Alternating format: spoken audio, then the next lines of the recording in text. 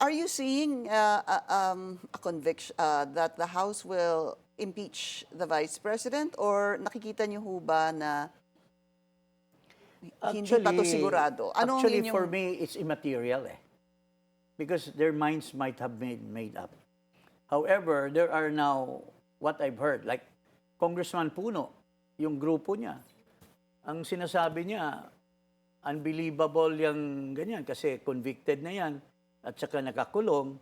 So, chances are, you know, kung sasabihin niyang ang ulap ay itim, sasabihin niyang itim, something like that. So, I would not know in the plenary if they will be able to get. But presuming that the Madriaga or like yung sinasabi nilang confidential funds, final na daw, dininay. But hindi pa final yan. There is still a petition for review sa Supreme Court. And that will become a prejudicial question when it arrives at the Senate. Tapos mayroong motion for reconsideration si BP Sara, hindi pa final yan. Pwede pang umakyat yun sa Pwede SC. pang umakyat. So, how can they rule on something that is not final?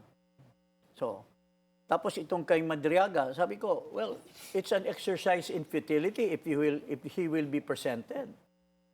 Kasi problema sa prosecution yan. How can they defend somebody na wala namang mga corroborating statements?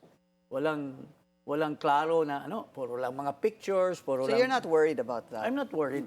And I'm not also worried in the sense that I don't think they will have the numbers in the Senate.